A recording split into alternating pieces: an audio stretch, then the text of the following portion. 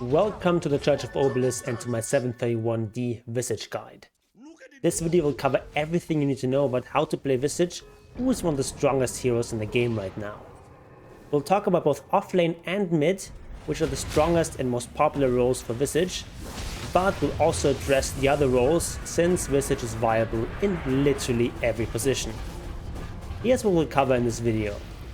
First, we'll talk about the abilities and all the important interactions and tricks that you need to know, and there's a lot there to cover for Visage. Then, of course, we'll look at skill builds and item builds. Next, we'll talk about counters, about synergy, and when to pick Visage. Then we'll cover micro and control groups. Next is laning, followed by tips on farming and what to look out for in fights. We'll round out the video by talking about the game plan for mid game and for the late game. And now, let's jump right in.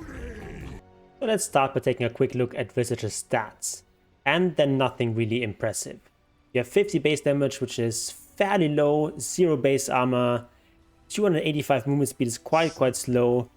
His base stats are fairly low, and the gains are not that high either. Strength gain is very nice, 2.8 is one of the highest for an int hero. But you have very low agi gain, and the int gain is okay, but for an int hero, not particularly high. But Visage makes up for those bad stats by having great abilities. So first of all, we have Grave Chill. What this does is it slows an enemy and speeds ourselves up by the same amount, gives us attack speed and movement speed. And this is a very spammable ability. So we have 10-second cooldown at max level with 6-second duration, and with a level 10 talent it goes up to 9-second duration. So this is almost always going to be active later on in the game. And it also works on our familiars, also makes them attack faster. And it even works when familiars are in stone form. So it's just a great ability for farming, for fighting, and also useful early on in the laning stage. Slows down an opponent's attack animation, speeds up your own, so this is a great basic ability. Next we have Soul Assumption, which is a very powerful nuke with some complicated mechanics. So whenever a player controlled unit attacks a hero or a creep hero or a clone, it gets 1 charge for every 100 damage that is dealt after all reductions. So this works if you do damage to someone else, if someone else does damage to you or to your allied hero or creep hero in a range of 1800 around Visage. Since our familiars are creep heroes, we also get the charges when they get attacked. And if you have some summons or controlled creeps or whatever that are not creep heroes that are doing damage, that also gets counted towards the charges here. But if those summoned units take damage, it does not count for charges. So this ability is great whenever there's a lot of fighting going on. You have 20 base damage and 70 damage per charge, which means level 1 you can have up to 3 charges, which means 230 damage at level 1, which is amazing. That's much more than normal nukes do at level 1. Normal nuke at level 1 does something like 75 to 100 damage. This is 230 if it's fully charged up. And so that's why this ability is amazing when in a side lane. In mid lane, where that's usually a 1 versus 1 matchup, it's not as useful, but can still be quite strong. However, this ability does not scale all that well. So the only thing that changes with levels is that the max number of charges goes up from 3 to 6. Everything else stays exactly the same. So it only scales by plus 70 damage per level, which is not very good scaling. Next, you have Gravekeeper's Cloak, which is our defensive ability. This is an aura that affects both Visage and the birds, if they're nearby. And what it does is it provides 4 layers, and for each layer, it provides damage reduction from 8 to 20%. And whenever you take an instance of damage that after all regular reductions is above 40 damage, then 1 layer will be removed for each hit, and the damage is going to be reduced. But if the damage is less than 40 per hit, this techies does less than 40 damage to me, then it will not take off a layer, but it also won't reduce the damage. So you can see this Ogre Magi attacking me actually does less damage than the attackies, but he's removing layers. Because for him the damage is going to be more than 40. These layers regenerate over time, and at max level it takes 3 seconds for all the layers to come back. So this passive makes Visage very strong against single instance high damage effects. Like I have Dagon 5 here, but it does almost nothing. And what's especially great is that this ability applies to familiars, but when familiars take damage, it does not take off a layer. So familiars can get hit by all these high damage instances the entire time, and they will constantly have this 80% damage reduction. If you keep your hero safe and keep up those full cloak stacks, then your familiars are going to be almost unkillable. One thing I forgot to add earlier is that this aura only works against player damage. It doesn't work against creeps or towers. So against player damage, no, we take basically no damage. All easy peasy. But once we get into a tower here or in the creep wave, our birds will die quite fast. So need to be very careful of that, very cognizant of that, and react accordingly, especially when the glyph is used. Let's now finally talk about the familiars. They are summons, you summon 2 of them at once, and they attack very fast, twice a second, but their damage is fairly low. It's only 25 damage at level 1, but then level 2 is 50 damage and 75 at max level. So level 2 familiars are much stronger than level 1 familiars, especially because melee heroes have damage block. So you see, sometimes this ogre takes 5 damage, sometimes 15. That is because of the damage block. Melee heroes have a 50% chance of blocking 16 damage, which means that effectively on average the damage from familiars is going to be reduced by 8 per hit, which means against melee heroes, familiars basically do 1/3 less damage. So ranged heroes are a lot more vulnerable to Visage, especially with level 1 familiars. Familiars have flying vision, but their vision is very low. So you can use them to find things that are hidden in trees and such, and to check wards, but their vision is very low. They also have an active ability which does AoE damage and stun, and also makes the familiar invulnerable for a couple of seconds, and also heals them up fully within that time period. And while it does do some damage, this is not very high, so it's primarily about the stun and not the damage. If you want to actually do damage, you want to just keep attacking with the familiars. To make your job a little bit easier, you also have a helper ability called Stone Form. If you press that, the closest familiar will land on the ground if it's able. And this ability cannot be cast when you're silenced or hexed, but you can still cast Stone Form manually from your familiars. So I'm silenced, this doesn't work, but I can still stun like this using it manually. Same goes if you're hexed, but if you're stunned, you can actually still use the helper ability. So I can use this right now. But of course, if the familiars are disabled, then this helper ability does nothing. So if I stun these guys or hex them, I can't use Stone Form while they're disabled. One thing to note is that familiars do not level up when you level up the ability. So these are still level 1 familiars. You actually have to recast them to get the improved familiars with the 50 damage. So those are the basic abilities. Now let's talk about the shard. Shard gives an active to your Gravekeeper's Cloak, and that's basically more or less the same as the Stone Form, but for your hero. So this will make your hero invulnerable for 6 seconds, and will also heal him up for 35% of his HP over the duration. So this is a great way of temporarily keeping yourself safe and allowing your layers on Gravekeeper's Cloak to regenerate while you're invulnerable, so that your birds can survive. Then finally we get a new ability with our Aghanims called Silent as the Grave. This will make our hero and our familiars invisible and give us flying movement. Familiars of course already have flying movement, but our hero will have 2. We don't have flying vision, but only flying movement. And also once we leave invisibility, we have a damage buff for a brief period, So this is a great way of repositioning ourselves in fights, of initiating fights, and also just of getting out of sticky situations, because not only are we invisible, we also have extra movement speed and flying movement. So it's great for escaping in difficult positions. So let's talk about abilities. First of all, we look at the skill build for mid Visage. Grave Chill is going to be our main ability here. It's going to help us get the edge in last hitting and denying, and also great for trading.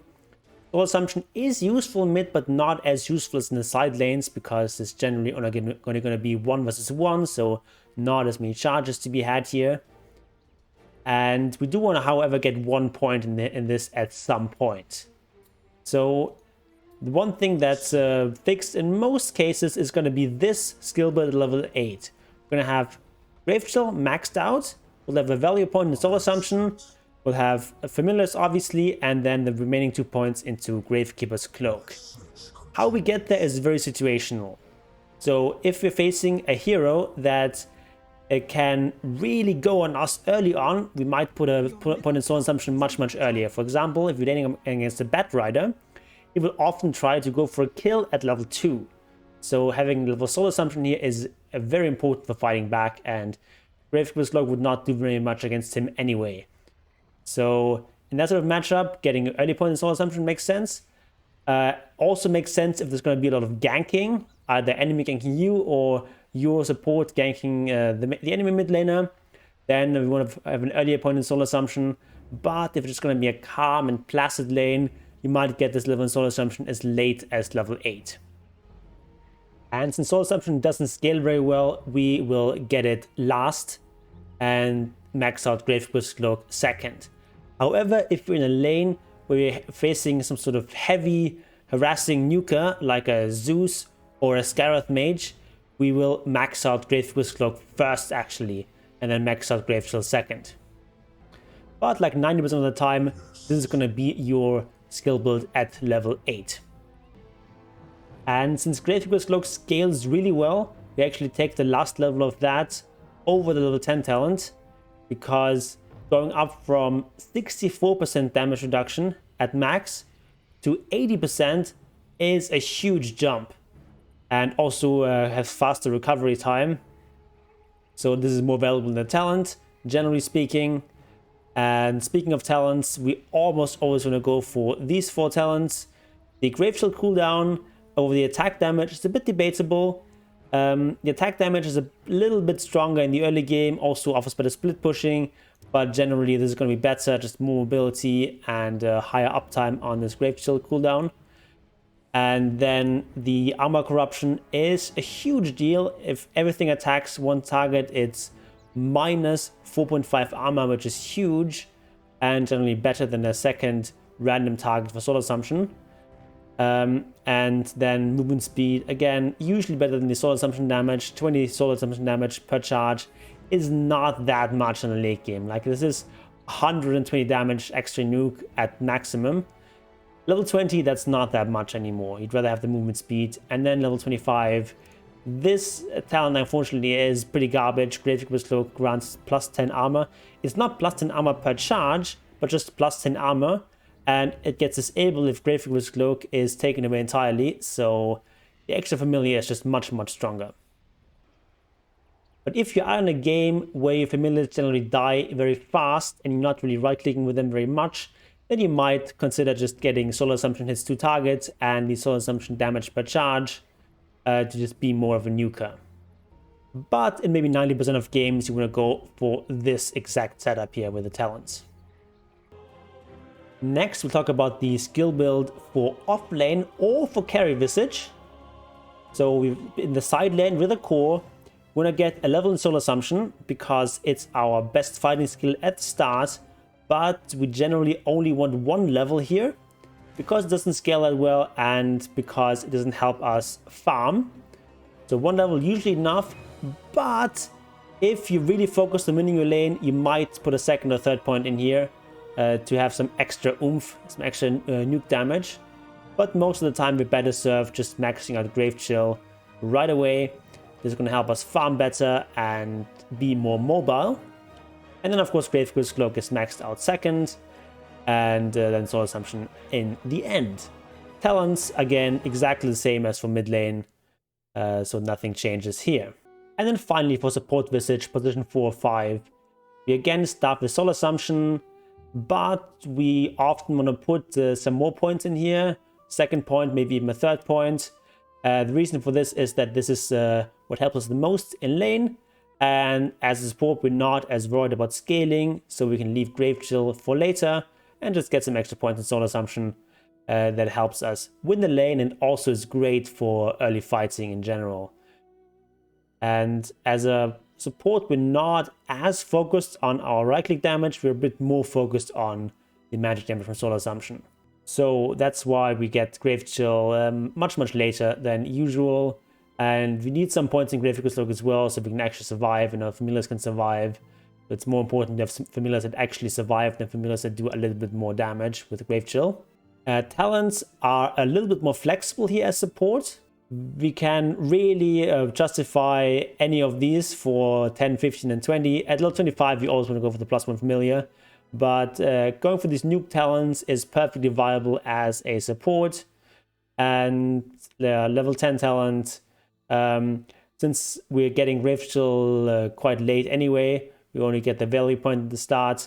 We delay this level 10 talent until level 16. But if you go for the damage talent instead, you can get that earlier. But I would still, most of the time, go for this kind of setup. Alright, let's talk about items. So we'll first start with mid Visage. Starting items I would recommend is just getting one set of Tangos for some region and Blightstone, which is going to help us a lot in trading and last hitting, and it's generally a very strong item to have on Visage because you're going to be doing a lot of physical damage with our familiars, so I always recommend a Blightstone. And then we just get a couple of branches. You can also buy one less branch and then get a Sentry Ward, so you can de-ward in mid. But this is the general idea for starting items. Another option you can go for is you can go for early Blades of Attack, plus like a branch and a Tango, for example, or just like Blades of Attack and then 3 branches and then ship out your Tango with Rune Gold. That also works. Gives you slightly better last hitting, but it's not really much of a difference. And because Blightstone also works on denying, I generally prefer this stance. A lot of people like to go for a Null Talisman or 2 on Visage, and that's also perfectly viable. You can, of course, also start with some Null Talisman components here instead of the Blightstone, and that's fine too. But I generally tend to avoid the Null Talismans because we're going with Lads, which already has a lot of small, useful components. Blades of Attack is great in lane, and it's even more efficient than a Null Talisman for last hitting. You get some very efficient mana regen from Basilius. Buckler is not too bad either. So we have lots of small things to occupy our item slots anyway. And not going for nulls also allows us to keep that casual Blightstone for much longer. So I generally prefer to skip the nulls.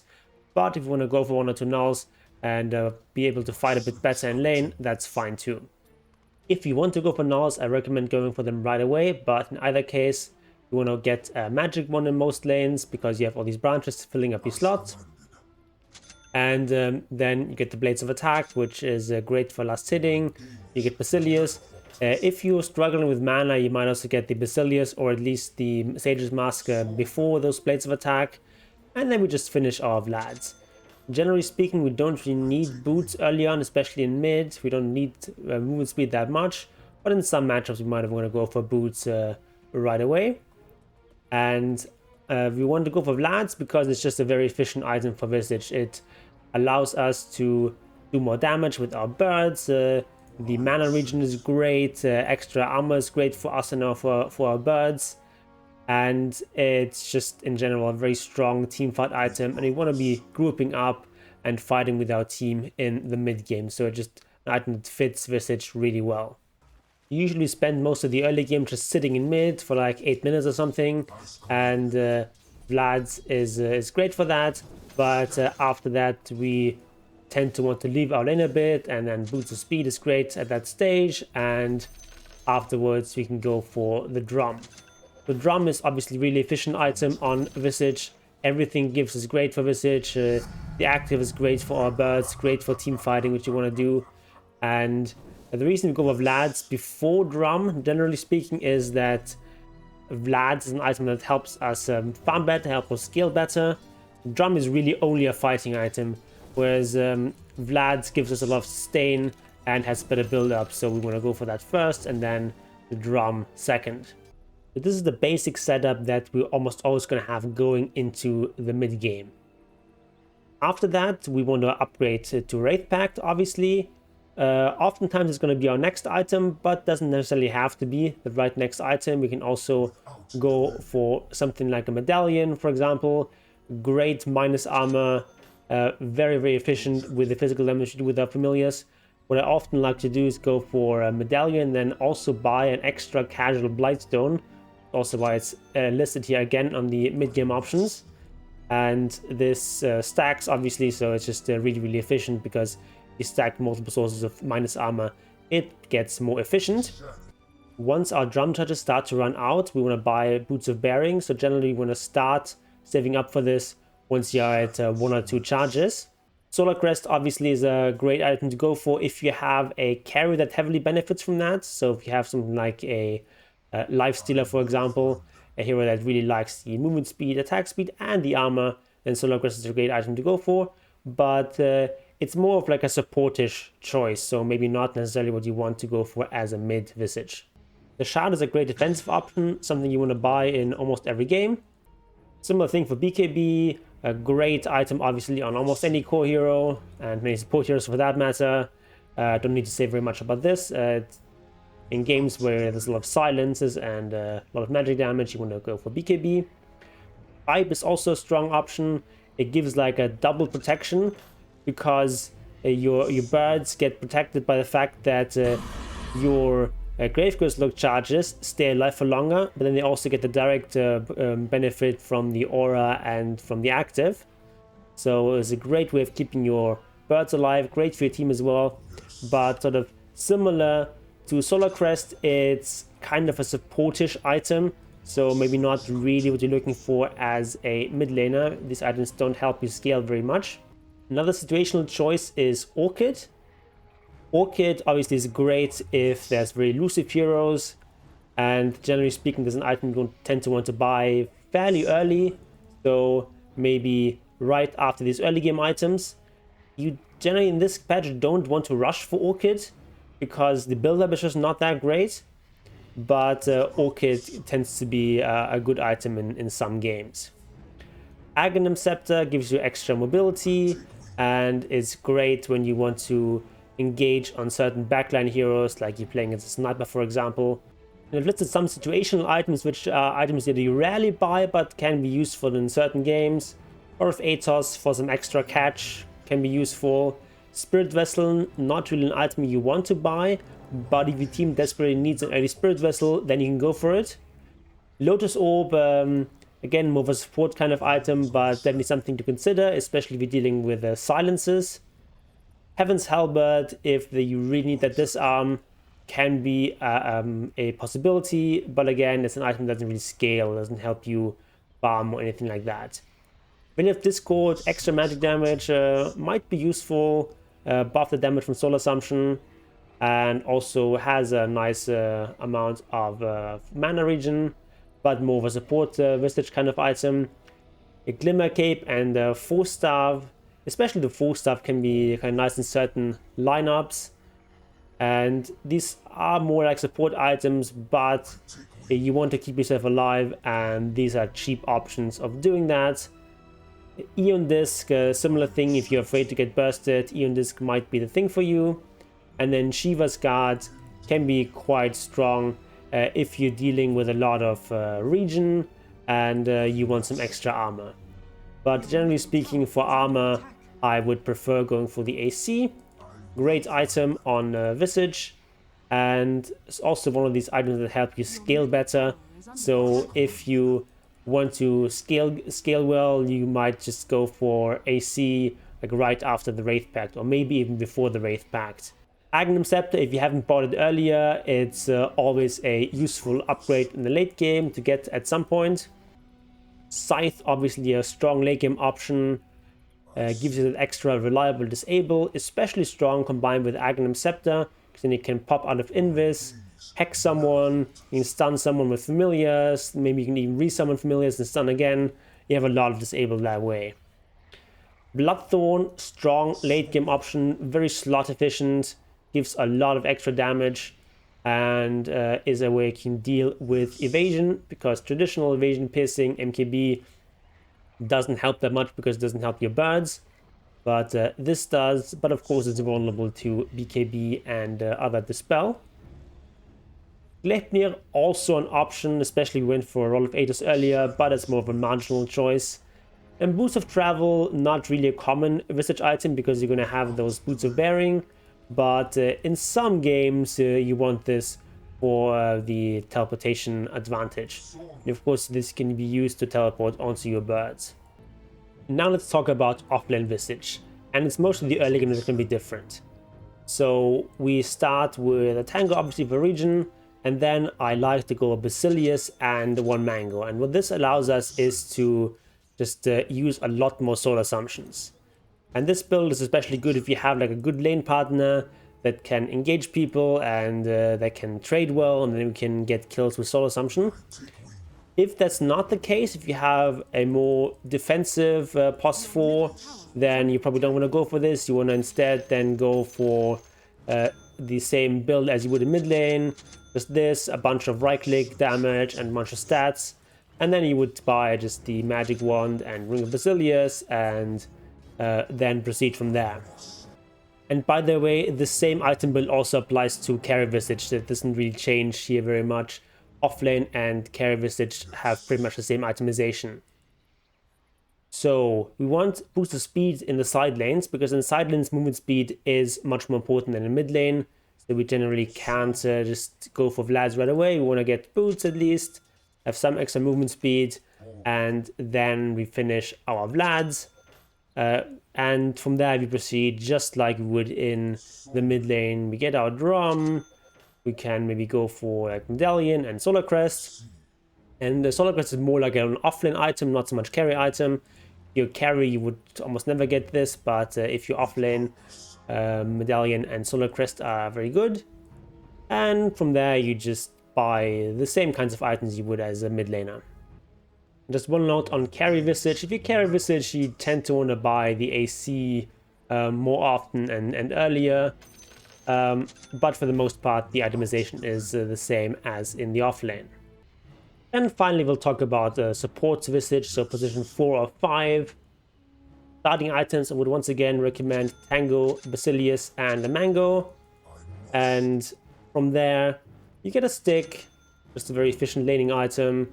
And you tend to want to buy some extra regen, especially if you're a support. You can more easily afford to use clarities than if you're a core. And from there, you can either go straight for Vlads, or you can get Medallion first. Medallion tends to be a really good support item, so I would generally go for that. It's also a much cheaper item than Vlad, so it gets finished faster, also has a good build-up. So this is a great item to go for, and after that we get, boots and Vlads. Vlads is still great for the same reasons that it is as a core. And our itemization goals as support Visage are going to be pretty similar as a core. We're just going to have less money, so we have to be more focused. We generally just focus on finishing that Wraith Pact right away without the detour to Drum. But Drum is still an optional item you can go for, especially after we finish our Wraith Pact. And then we just, maybe buy some defensive items like an Aghanim Shard or a Glimmer Cape. Also, Veil of Discord, a very strong option on support Visage. We might even go for this right away over the Vlads and Wraith Pact. But in the current meta, Wraith Pact is such a strong item that this tends to be the best goal to go for. Yeah, after this basic setup, we can go for a Solar Crest, we can go for Drum, we can go for all these defensive items, and especially items like Glimmer Cape and Force Staff and Ghost Scepter are going to be stronger on support Visage compared to core. But really our options are fairly similar to what we have as a core Visage. We just have less money, and so need to be a bit more focused in our build. Let's now talk about when to pick Visage. So we are here on Dota buff, which shows us which heroes have an advantage or disadvantage against Visage. And it tells us here that the hero with the highest relative win rate is Broodmother against Visage. However, what it also tells us is that even against this supposed counter, Visage still actually has a very high win rate. So even though Broodmother's win rate is much higher when playing against Visage than against the average hero, Visage still has an almost 54% win rate against her. So perhaps to get more useful data, we filter by this. And here we can see that Naga is still a very good counter.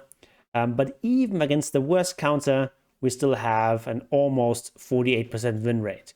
So there's only actually a handful of heroes where we actually have a negative win rate. Negative heroes we tend to struggle with are Zoo heroes and Illusion heroes, because Visage is all about single target damage, so it's very hard to deal with a hero like Naga. Another kind of hero that is a problem is heroes that do many instances of AoE damage. So that's Axe. If you ever get called with our birds, that can be quite deadly. So when you're playing against Axe, you have to be very careful about how you position your birds. Meepo, similar thing, because you have all these Meepos popping in, giving AoE damage, and there's also lots of instances of damage with all the different clones hitting at you. So Meepo can be a bit of a problem. Winter Wyvern, the ultimate is a problem. Lycan, Zoo hero. So these kinds of heroes you tend to struggle with a bit, but again, it's not that bad. There's no hero that really counters us very hard. And that's why I really would not be worried too much about picking Visage. As long as you only have like one counter in game, that's not a problem. When you start to see multiple of these kinds of heroes in your game, then you start to have some problems. If you have like a Jakiro plus Crystal Maiden plus Lycan plus Naga Siren lineup, then you're in big trouble, right? But if it's just one counter, it's not a big problem. Conversely, the heroes that Visage does the best against tend to be squishy ranged heroes without escape spells. So Nature's Prophet, Lion, Rubik are all very easy to kill, and they don't have much in the way of AoE damage. So they tend to be food for Visage. Mars tends to be quite big against Visage because he has few damage instances, and also his arena is much weaker against Visage than against most heroes because the birds can just fly over it, and you yourself can also escape from the arena with Aghanims. And if you have at least a shard, then you can just wait out the ultimate if you get caught in the arena. TA again, squishy, and you can take off her reflection charges very easily with your birds. Clockwork is kind of a similar story to Mars. You can fly over his cogs, and if your hero does get caught inside of Clockwork's cogs, you can just have your birds with you tanking most of the battery assault, and you should be able to just straight up fight him. Leshrac is a bit of an interesting story because he does have a lot of damage instances and does a lot of AoE damage, but his problem is that he's also quite squishy. He's a ranged hero, so again, no damage block for him, and you can just take him out fairly well, and that's why Leshrac tends to struggle against Visage. But again, this is not really specific to the matchup. The disadvantage here is basically nothing. It's more just that Visage is a really good hero and Leshrac just not as good in the meta right now.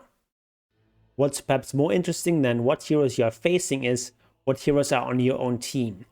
This is especially relevant if you're playing Visage as an offlaner, because Visage does not offer the kind of things that many traditional offlaners offer, which is initiation and stuns. You have some stuns with your birds, but it's not super reliable and super easy to set up. So if you pick Visage as a 3, you want to have typically a +4 or a mid laner who's able to initiate quite well. So you're looking for a +4 like an Earthshaker, like a Tusk, or an Earth Spirit.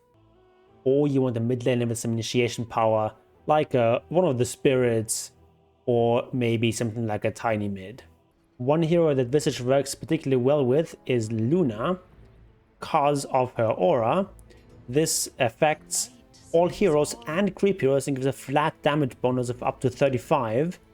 So this is obviously great for familiars, because at level 1 it will more than double their damage, and even with level 3 familiars, adding 35 damage on a 75 damage unit is still a very significant damage boost.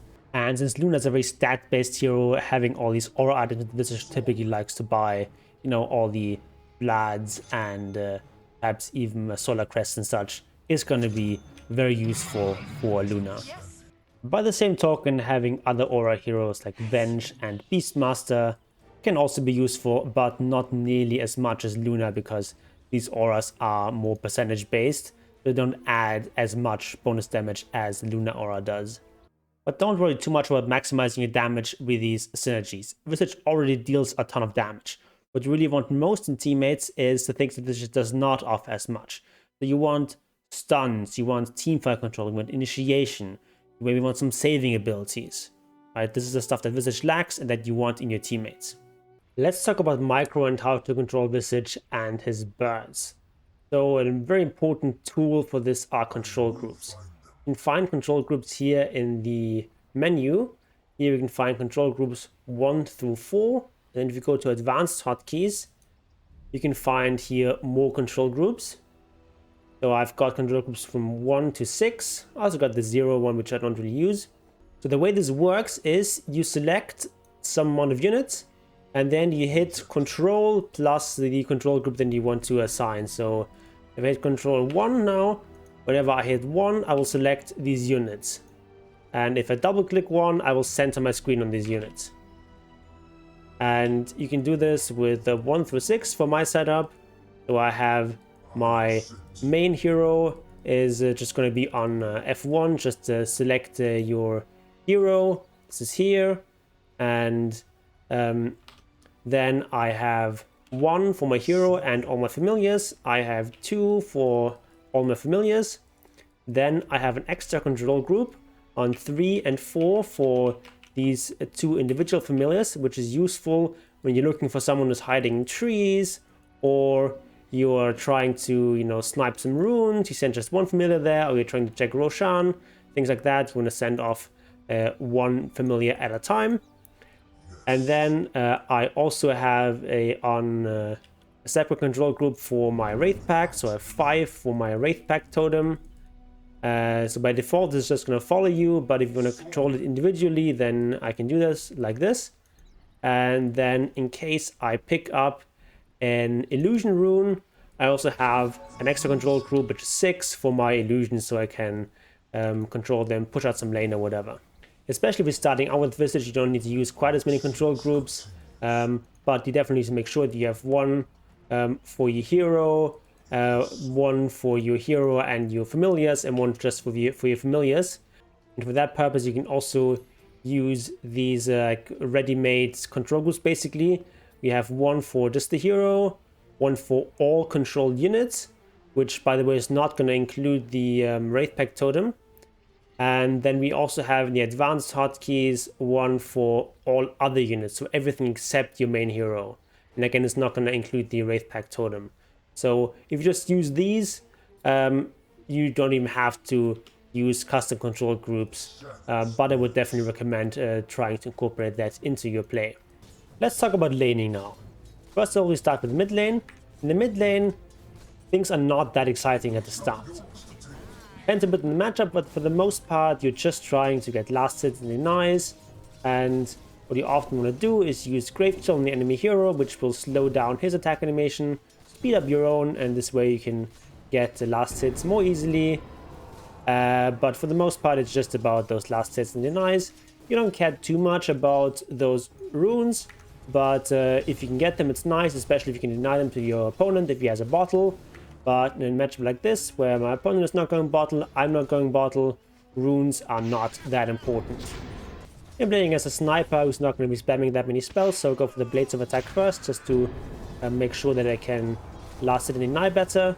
In other matchups, I might go for the magic one first, or even for like a Sage's Mask of Basilius first to get extra mana. If your opponent leaves the lane to do small camps or whatever, you want to be pushing in the lane as much as possible to force him to come back sooner and to get as many of these free last hits as you can. But before level 6 you can't really do small camps yourself. I bought a sentry ward here. I'm gonna go and block this camp. Also gonna try to see if he has a ward planted here. This way you can't do a small camp anymore. That's an important technique you can go for. And other than that, I'm just gonna go for my Vlads. Now I've got my birds out though, so now I can start doing small camps. This is especially important once the 7 minutes comes in, so you want to do that small camp a time or two so you can get those neutral items. How much you can do with your birds depends on your lane opponent. So I'm up against Sniper here, so Sniper, if he ever gets out of position, is an easy kill. But of course, knowing that he's going to be playing safe and trying not to die. Once you have your birds out, you need to be careful not to lose them, especially if you only have 1 or 2 levels in the aura. But as long as you don't take too much damage, they're relatively safe. And if your opponent does not defend his tower, you can start hitting his tower. But here in this case, I'm assuming he has a ward somewhere, but turns out the ward is actually up here. I saw earlier that he had a ward, so I was trying to hunt that ward, but didn't find it. Of course, very important, you can use your birds to check for high ground wards. That's why I was checking this location, for example. You don't want to be moving out from mid lane too much here. For the first like 8 to 10 minutes, you just want to stay in your lane and ideally get this tower if you can. I'm also using Gravechill here to push out the wave because I have full mana, so I can afford it. And I'm just gonna punish him for not being in the mid lane. Right now, Sniper is actually going back to base for some reason. So I get a lot of damage onto this tower, and my goal is gonna be just to take out this tower if I can. If you have a low HP enemy tower, what you can do is you can just backdoor it, because tier 1 towers don't have backdoor protection. This is a bit risky because someone who's hiding here might be able to deny it, but in this case it worked out for me. Now that the enemy tower is down, I want to be moving out from mid lane. I push it out one last time, and then it's time for me to move to the top lane. Generally you want to be pushing the offlane after you take down the mid tower. And that's sort of what ends the laning phase. Now we're going to have another practical demonstration of Visage, this time position 3 Visage, played by Resolution. And at the start you want to save your point, but usually you get the soul assumption. It's the best for rune fighting and also best for side lanes usually. They're up here against a Wraith King plus a Weaver, which is a decently strong lane, but Marcy is also a really strong lane partner of Visage. You can already see how much damage they're doing to his Wraith King. And actually the Weaver ended up denying himself to Roshan, which is why he's respawning so slowly.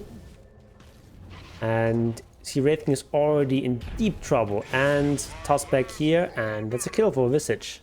He's already 2-0, obviously about as good of a start as you can have.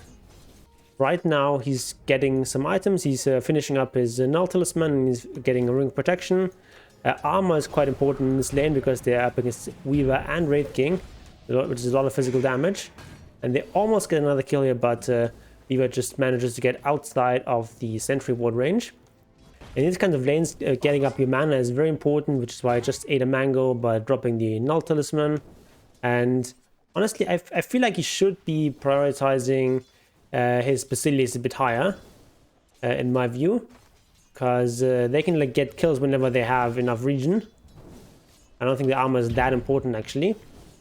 But yeah, they're just gonna keep going for these kills and just getting him low first, and then you can go for the kill, because killing this Wraith King from 100 to 0 is very, very difficult. But if he's already at this awkward stage where it's at half HP, then you can easily get kills. Just look at how easy this is. Weaver is fairly high HP. He doesn't know the sentry is there, and that's a kill. Obviously, you cannot do this with every kind of hero. You need to have some sort of good initiator, some sort of good brawler, but Marcy really fits that bill really well. And when you go for these kills, don't forget that the most important thing is still just last hit and denies. So don't get over eager in those kills. And you see he's still keeping up on the last hitting and denying. He's 11 and 3, now 12 and 3, versus Wraith King only 8 and 0. Note that he keeps getting regen. He's shipped himself out some mangoes, very important, so that you can keep using your spells. And he's even bought another set of tangos. But look how easy this is. Marcy jumps forward, and another nuke, and there's another kill. Because it's such an active lane, he even went for infused raindrops, which is going to be extra mana regen, as well as protecting him from the magic damage. So a very efficient item. He's getting extra tangos, as you talked about earlier, and just trying to keep everything up. The idea is always that your position 4 ideally would initiate these kind of fights, trying to find something, jumps forward here, gets the Wraith King, and that's a kill. And he's even getting a second level in Soul Assumption to dominate this lane even harder. That's a bit debatable. You might just opt for the Grave Shield instead for the skill better, but he's just doubling down here on winning this lane, which is okay. And thanks to those 2 points in Soul Assumption, they can get kills like this one. It would not have been a kill with 1 level. But it's important, even in dominating lane, that you don't go in too aggressively. The Wraith King just summon Skeleton, and this will be the point for Marcy to back off. But he's just going to go for this here. And at this point, they can still back off. But now the TPs are coming in. They desperately try and they get this kill on Wraith King, but they don't quite get it. And Marcy goes down. And there's a lot of TPs coming in, right? This is like 4 heroes here for these kills, but they do get both these kills and they get this long streak from Visage. Now he's back to lane, and look what happens. They're looking for the Weaver here. Find him. And there we go. Another kill. Even gets the courier here. So this is how you play Visage in the offlane. Of course, your goal is always to get level 6 at a reasonable time. And they find Red King here again. Trying to go for him. You're just gonna spam out the Soul Assumption when possible, but now that the reinforcements are coming in, they have to retreat, so this was good. Forced some rotations, even gets 20 runes. And now the goal really should be just to get let level 6 and then take the tower. So finally he has level 6. And they also bring in this extra Warlock, who's also close to level 6. And they want to take this tower. What we can also do is send the birds up here to get some vision when people are teleporting in. But he's not doing that right now. And just trying to put as much damage into this tower as possible. Warlock also helping out by drawing this creep wave into the neutral camp. And that's going to be a tower kill. Unfortunately, gets taken by the creeps here. But at least the tower is gone. Now you can either hang out here in the top lane a little bit longer. Like push in the wave and like do this camp and this camp. Or you can rotate down, try to take the mid tower. Or possibly help out in bottom, depending on the situation. And here in this game, because he's a little bit under level because he shared experience all the time with Marcy, he's just going to hang out here a little bit longer and try to get some of those levels and finish up his Vlads. Let's talk a bit about farming on Visage. So the most important farming spell, apart from obviously your birds, is going to be your Grave Chill, which is also why we generally want to take the cooldown reduction on that talent, because it helps out a lot. And when we're farming, we're going to be spamming that spell pretty much the entire time, unless we're very low on mana. And for farming fish, it's also important that we don't want to drop our birds too much. If our birds are a little bit low, that's fine, especially once we have Vlad, because they're just going to regen up. These birds don't get aggroed normally, unless there's nothing else to aggro to. And because we're going to be having a Blightstone usually, we want to focus everything with our birds and our hero at the same time generally. And what we can also do is send our birds off somewhere else. So for example, I can just send birds here. In mid lane it's generally not advisable to do that, because mid lane is sort of close to everything and therefore easy to gank, but we can try to send out those birds somewhere else while maybe we push out the bottom lane here, or go somewhere with our team. And when you're doing this, you generally want to focus the range creeps first, because those give the most gold and experience and also help out your lane push the most. And you can try to go for the last hit, but it's not that easy to last hit with familiars. But if you pay close attention, you can do it. Of course, having your birds be far away from your hero is quite risky, especially during the resummon. So generally speaking, this move should only be done if you have the resummon available. or if you're desperate. This is especially great if you like lost a team fight, for example, and you can't really push out lanes safely because you have a numbers disadvantage, but the enemy team is, let's say, pushing the bottom lane. You can push the top lane with your birds while your hero maybe hides somewhere safe. You can also cut waves with your birds, which is another great way of avoiding the enemy. And this is not really feasible with the level 1 bird because they're too weak, but with level 2 birds, level 3 birds, you can definitely do this. Requires like a little bit of micro to make sure your birds don't die. And obviously it's risky. If an enemy ganks these birds, they can die quite easily. But if not, they can take out a wave all by themselves without too much problem. If you want to continue split pushing, you can hide your birds in the tree somewhere and then come up when the creep wave is coming. You can see where the enemy creep wave is going to be based on your own creep wave, because it's going to be mirrored. Now let's talk about team fighting. So in this game, we just smoked, we found some enemies, and I'm going this hoodwink. So generally what you want to go for is ranged heroes, because those are squishier, those take more damage from your familiars. This is especially important if you have level 1 familiars, because they do 25 damage, which means that melee heroes in effect take 1/3 less damage. So go for the ranged heroes if you can, like this hoodwink. But most importantly is keep yourself safe so that you can keep up your Gravekeeper's Cloak stacks, and that will keep my birds safe. So right now I have no other target, so I'll go for the Centaur. We're not going to do any damage to him realistic with our birds, but with our right clicks and solar assumptions we can still do something. So birds are more like flying stuns against Centaur. Now we're up against Husker here. Husker is fairly tanky, but he's a ranged hero, so our familiars are going to do quite a bit against him.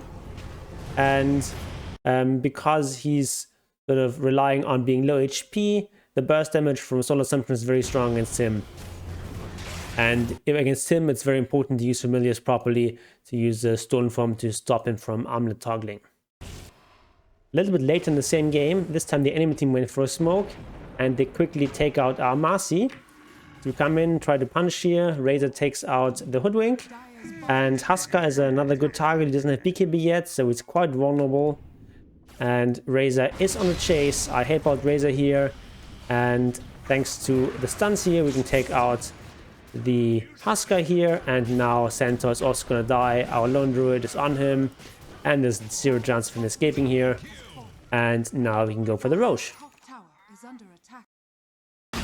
Last major fight in this game, we are roshing. Enemy team tries to come out and play. And very importantly in these kinds of fights, we want to keep ourselves safe. That's why I'm sort of angling around here. I'm trying not to stand on top of this Juggernaut. Now that he's on top of me, I actually use my shard here to make sure that I can regain some charges. Because as you saw, my birds just evaporated. But now that I'm regain those charges, I can resummon my birds, and we can keep fighting. And yeah, everything is basically dead, and now we can again take the Roshan, and it's going to decide this game. By the way, just for fun, look at how fast we're melting those buildings. So we've got the Wraith Pact Aura, we've got Boots of Bearing, we've got Solar Crest that I'm spamming on the Bear, and then Bear is spamming his Savage with his shards, and the building's just melting. Like, look at this, this is ridiculous. We just killed all of this in like 5 seconds. And one last time because it was so fun. Whee! Everything dying instantly. And finally, to round out this video, we'll talk about the game plan for Visage in the mid and late game. So, you want to take out, from the radiant perspective, the offlane tower and the mid lane tower. These are the 2 important towers you take out. Ideally in the early game. If you haven't taken them out yet, then you do them in the mid game. And in the mid game is when you really want to be playing with your team a lot. Early on it's very important to get levels, especially to get level 12 fast, because that's your most important power spike when you get those level 2 familiars. But then you really want to fight with your team, because Visage is a very good team fighter, and we also have the kind of items that back that up. We're going to be grouping up with our team, going for smokes, going for pushes, and knock down one of the tier 2 towers. Usually this one is the easiest. We can also try taking out this tower, but it's not very important. From the rating perspective, taking this tower and this tower is not important because they don't control very much territory. So generally the tower we want to take out is this one. So ideally we want to take some sort of good team fight, kill a hero or two, and then we push this tower. Or we can just push this tower straight up as well. That's also possible if you're strong enough. Of course, you want to do this together with your team. Also, don't hesitate to just use drum charges for towers. That's perfectly fine. And then once we've taken out this tower, of course, our next objective is going to be this outpost. And after taking this outpost, we can take Roche. That is generally going to be the game plan. We just want to be grouping up a lot with our team and just taking those objectives. Visage is a very objective-based hero because we do a lot of damage to towers and to Roshan. So we tend to want to end games early, especially if you're playing Visage as a core, and especially if you're playing as position 1 or 2, because then you're not going to scale quite as well as some other mid laners or carries. But even as a support, Visage is still going to contribute quite a bit of building damage and Roshan damage. When you're Roshing, always remember to break the Lincolns with your W if no one else is doing it, and then you can use your Q on Roshan. And it's going to really increase the DPS of your hero and your birds, as well as just slowing down Roshan so it doesn't do as much damage to your team. Once you've taken out Roshan, you're generally not the best Aegis carrier. Probably leave that Aegis to your carry, but Visage is a decent Aegis carrier at least. And then you just want to push out the remaining outer towers. You don't necessarily have to take out the safe lane towers. Those are optional, but at least the other tier 2 tower, and then ideally you try to go high ground. When you're going high ground, ideally you want to just have your birds hit the towers and you just stand a bit outside, close enough to provide the aura to our birds, but not close enough to provide the enemy an easy initiation. If you do have Aghanim's, you can also do this. You can hit with the birds and then you yourself just stand outside, and this is like almost impossible for the enemy to deal with. They would have to just kill those birds through 80% damage reduction, which is very hard to do. Of course, damage reduction doesn't work against creeps and buildings, so I can't really show you here. But like if you're standing like this, especially if you're turning the other direction, so you can't be force-staffed either. And ideally, you also have some teammates that also have a force-staff, and they can force-staff your way if the enemy does initiate on you. So this is like the safest possible way of going high ground. Of course, it's a bit slow. Strong what you can do in the late game is once you have an Aghanim's and a Scythe of Wise, you can engage on someone, hex them immediately. Then once they're out of the hex, you can stun again, you can resummon birds, you can stun even longer, and this way you can keep someone stunned for an incredibly long amount of time. And this allows you to just pick off key targets very efficiently. Of course, this is quite a risky move because then your birds are going to be on cooldown, but if it takes out an important hero, it's oftentimes worth it. So that is everything I have to say about Visage in one giant video. Now go forth and claim your free MMR because this hero is quite broken right now, so do play it before it gets nerfed. If you've enjoyed this video, please subscribe to this channel. I have lots of other content on Visage and other similar heroes, and I also stream on Wednesday and Friday playing quite a bit of Visage and having good success with that hero. So if you want to check out my stream, I also do free replay reviews for viewers. So if you have especially a Visage game that you want me to analyze, I'd be happy to do so on stream. And always willing, I'll see you there.